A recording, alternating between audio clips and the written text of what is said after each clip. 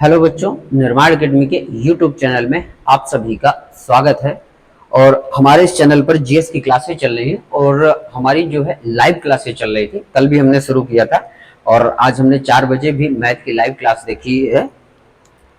तो शाम को 7 बजे भी हमारी जीएस की लाइव क्लास थी, लेकिन इंटरनेट की समस्याओं के कारण अभी जो है लाइव क्लास नहीं चल पा रही, तो इसीलिए ये रिकॉर्डिंग क्लास आपको जो है दी जा रही है और इंटरनेट की समस्या को बहुत जल्दी ठीक कर लिया जाएगा और कल से हम फिर लाइव जुड़ेंगे। तो आइए बात करते हैं, जो कल हम जीएस की क्लास में पॉलिटी देख रहे थे, यानी भारतीय राज्य व्यवस्था।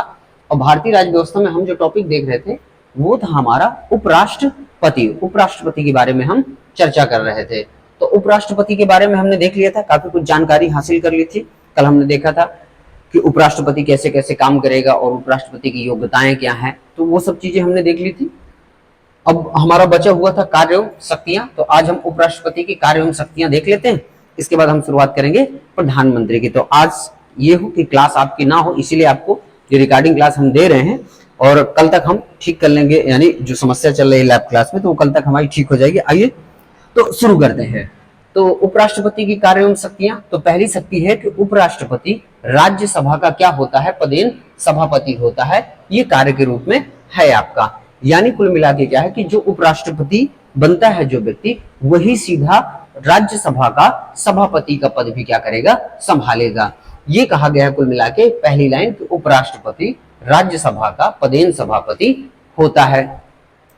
तो ध्यान रखिएगा कि उपराष्ट्रपति जैसे ही कोई व्यक्ति चुनाव जीतेगा, उपराष्ट्रपति बनेगा, डायरेक्ट ही राज्यसभा का क्या बन जाएगा, पदेन सभापति बन जाएगा।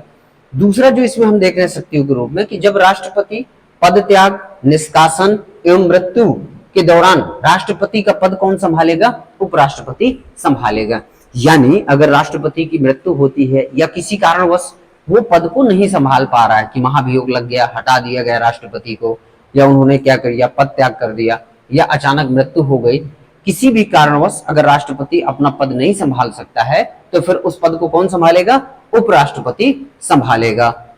और याद रखना, जो उपराष्ट्रपति पद संभालेगा तो कार्यवाहक राष्ट्रपति के रूप में वो कार्य करता है, और कार्यवाहक राष्ट्रपति के रूप में वो कितने दिनों तक कार्य करता है, तो वो 6 माह तक कार्य करता है। ये पॉइंट याद रखिएगा। साथ ही साथ याद रखिएगा कि जब कार्यवाहक राष्ट्रपति के रूप में उपराष्ट्रपति कार्य करता है तो उस समय राज्यसभा के सभापति के रूप में उपसभापति कार्य करेगा। क्योंकि राज्यसभा का पदेन सभापति उपराष्ट्रपति होता है, पर लेकिन जैसे उपराष्ट्रपति ने राष्ट्रपति का पद संभाल लिया तो फिर वो पद खाली हो गया, और उस पद खाली यानी अगर कुछ काम पड़ा कि भाई अब सत्र चल रहा है, कुछ ऐसा है, तो फिर सभापति के रूप में कौन कार्य संभालेगा, उपसभापति संभालेगा। ये याद रखिएगा। तो इतना नोट कर लीजिएगा। और यहां से हमारा देखिए क्या होता है, उपराष्ट्रपति समाप्त होता है। ठीक है, अब हम शुरुआत करेंगे किसके, प्रधानमंत्री की। तो इतना नोट कर लीजिएगा और बढ़ते हैं आगे। चलिए, स्क्रीनशॉट ले लिया होगा आपने। आइए अब हम देखेंगे प्रधानमंत्री के बारे में।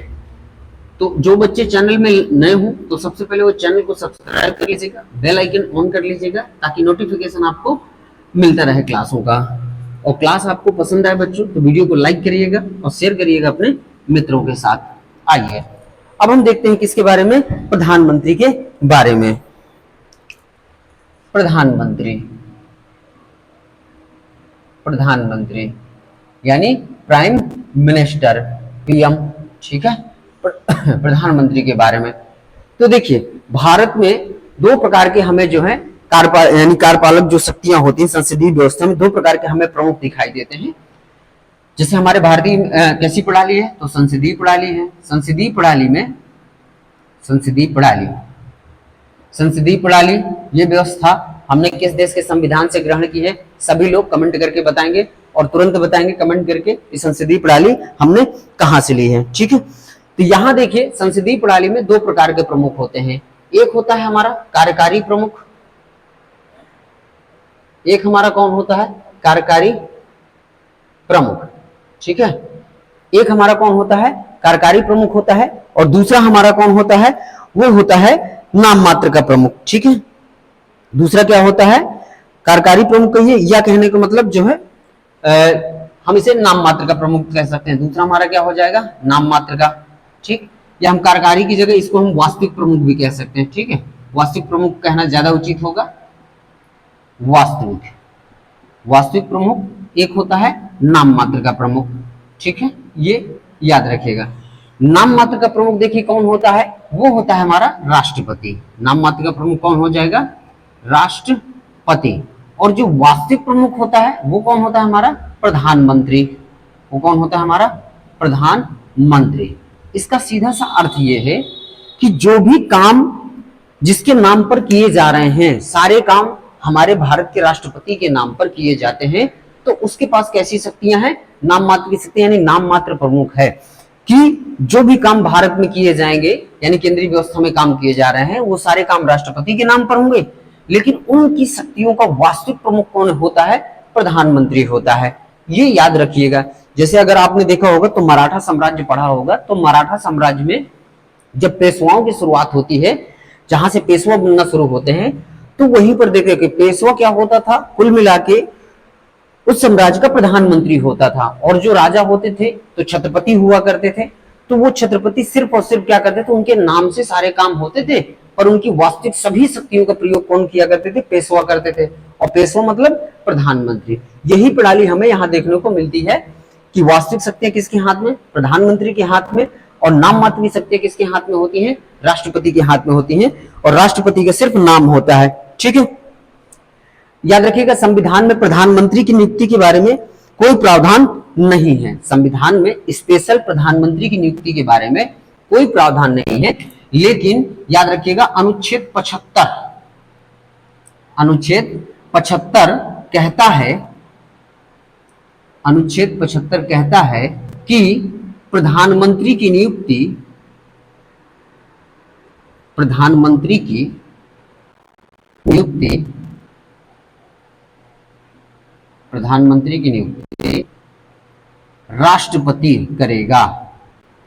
राष्ट्रपति करेगा।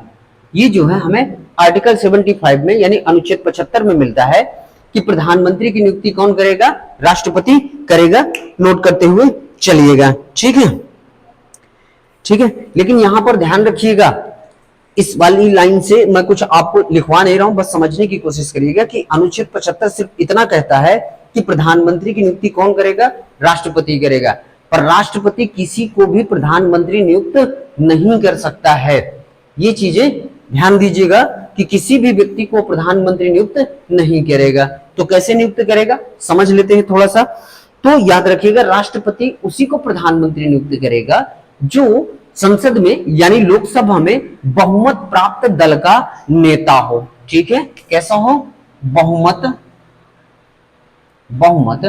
प्राप्त दल का नेता। यानी लोकसभा में जिसको बहुमत प्राप्त हुआ होगा और उस बहुमत प्राप्त करने वाली जो पार्टी होगी, जो दल होगा, उसका जो नेता होगा वो उसको प्रधानमंत्री नियुक्त किया जाएगा। ये बिल्कुल याद रखिएगा।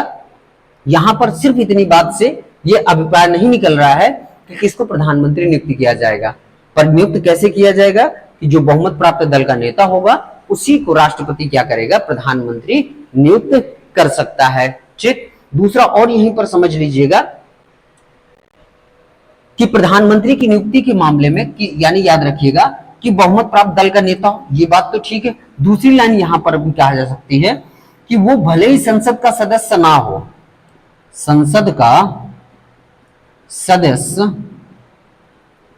ना हो, तो भी राष्ट्रपति यानी तो भी प्रधानमंत्री की नियुक्ति हो सकती है, तो भी प्रधानमंत्री की नियुक्ति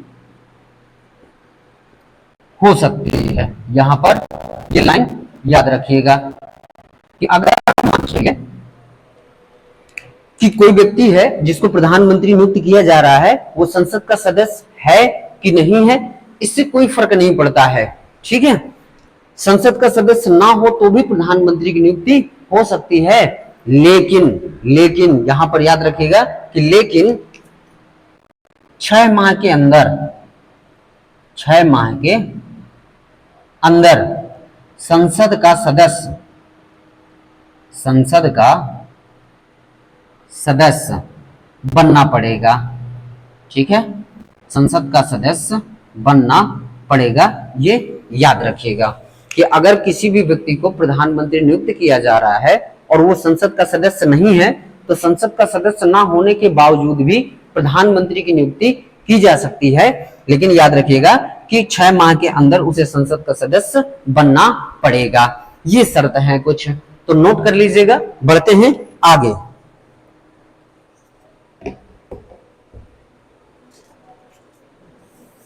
कर दिया होगा और थोड़ी सी चर्चा करते हैं प्रधानमंत्री के बारे में। तो बच्चों, ये क्लास आपको पसंद आए तो वीडियो को लाइक करिएगा, साथ ही साथ शेयर करिएगा अपने मित्रों के साथ। तो अब हम थोड़ा सा और प्रधानमंत्री की शक्तियों के बारे में थोड़ी सी चर्चा करते हैं कि प्रधानमंत्री के बारे में और क्या क्या चीजें हैं जो हमारे एग्जाम के लिए बहुत ही महत्वपूर्ण हो। तो यहां पर देखिए, और हम क्या देखेंगे कि जैसे अनुच्छेद 78, अनुच्छेद 78, अनुच्छेद 78 में क्या है, ठीक है, प्रधानमंत्री के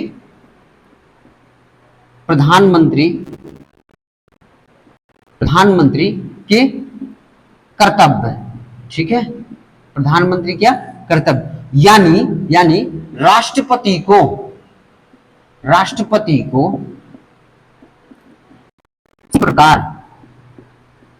सभी प्रकार की सूचनाएं एवं जानकारी देना प्रधानमंत्री का कर्तव्य होगा। प्रधानमंत्री का कर्तव्य होगा। ठीक है, यह अनुच्छेद 78 कह रहा है कि राष्ट्रपति को सभी प्रकार की सूचना एवं जानकारी देना, ये क्या होगा, प्रधानमंत्री का कर्तव्य होगा। ये यहाँ पर कि अगर मंत्रिपरिषद के अंदर कोई भी यानी प्रस्ताव पर चर्चा हो रही है, कोई भी बहस हो रही है, तो उन सभी प्रकार की जानकारियां देना किसका कर्तव्य है, प्रधानमंत्री का कर्तव्य है। ये अनुच्छेद 78 कहता है कि राष्ट्रपति को सूचनाएं दी जाएं। और जैसे देखेंगे कि यहाँ पर देखा हमारा अनुच्छेद 75 में कहा गया है कि प्रधानमंत्री की नियुक्ति कौन करेगा, राष्ट्रपति करेगा। तो याद रखना यहाँ आर्टिकल 74 भी है, आर्टिकल 74। ठीक है, आर्टिकल 74 में क्या है, आर्टिकल 74 में कि मंत्रियों की नियुक्ति, ठीक है, या मंत्रिपरिषद,